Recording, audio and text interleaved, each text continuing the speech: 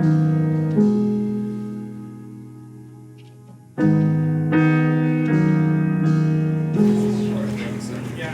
I'm Diana Kramer.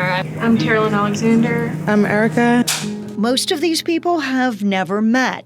They come from different backgrounds. Yeah, I'm a business owner. I used to work in a restaurant as a server and a manager.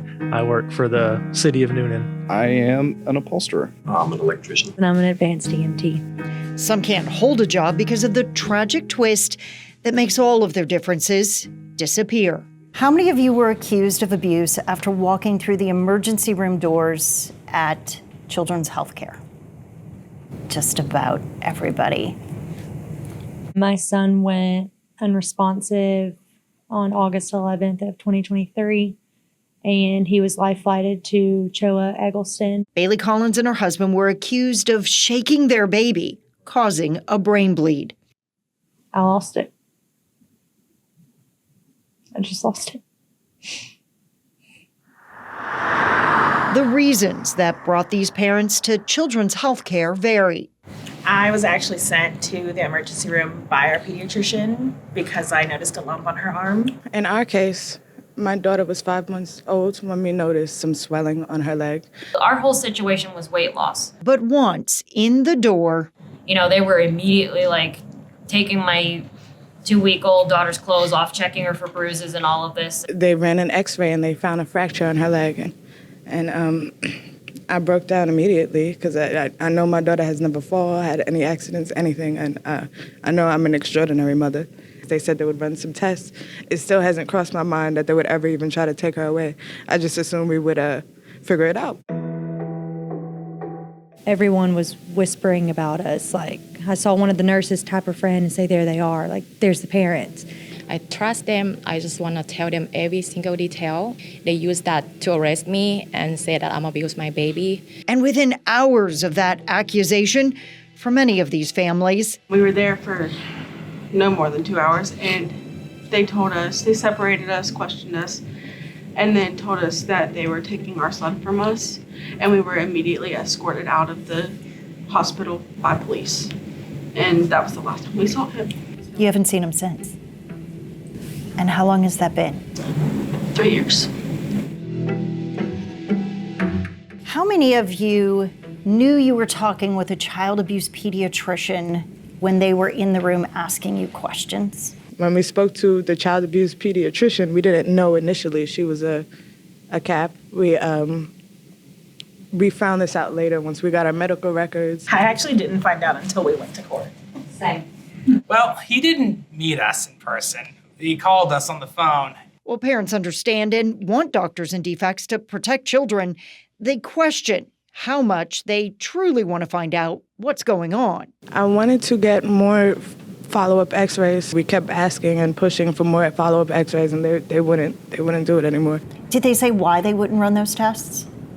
They just said there's nothing wrong, there's nothing wrong. I came from Romania as an orphan. I was very tiny. Okay, maybe she got my genetics somehow. It was just a slap to the face, no, we're not going to listen to you because you're wrong. After I got custody of our grandson, I went to all kinds of doctors.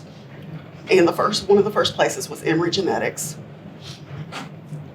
He refused. And he said, it's all right here in the computer. It's 100% abuse. I'm not doing any genetic testing. And I told him I was willing to pay for whatever. And he just flat refused. Yes, I can attest to that too. We've tried other options like Kaiser, Permanente, and as soon as they see what Choa has put in, it's like they don't even want to talk to you anymore. Their whole tone changes. If you get a diagnosis, people don't believe it. The court system does not believe it.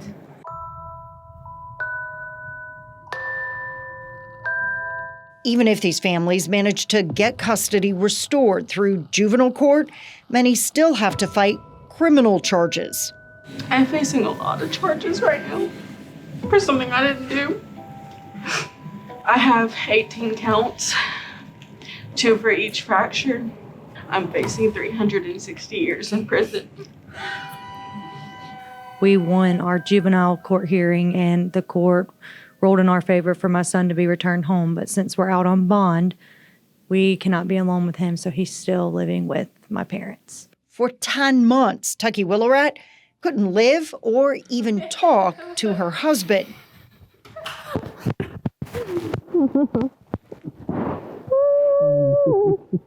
I'm so lucky that I have friends who can pick me up from the jail and let me go home to them and sleep with them. The time frame of first bringing your kid into the doctor to having them taken, less than 24 hours, and it takes almost 3 years to have them back home. How is that, a speedy trial? How is that allowable? Who here has spent more than $25,000 trying to fight to get their kids back? I even had to, sell everything out of my lawn care business, taking that kind of hit.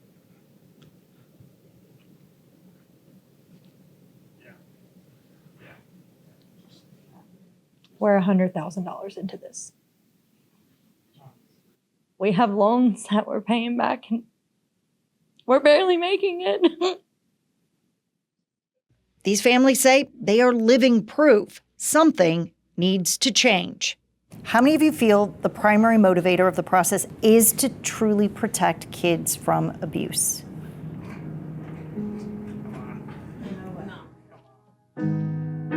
Shame on you, and this is gonna stop.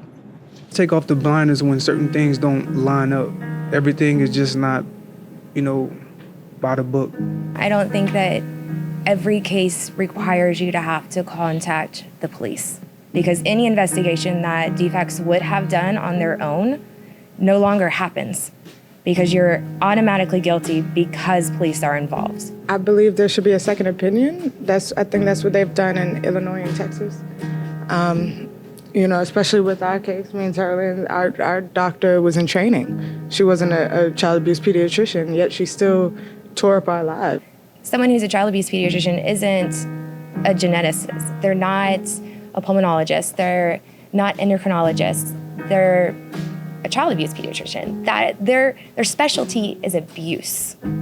Their specialty is not to look at other medical conditions. Protect your kids, protect yourself, learn your rights. You need a lawyer to take your kid to the hospital. Yeah, absolutely. Yeah. I won't go back.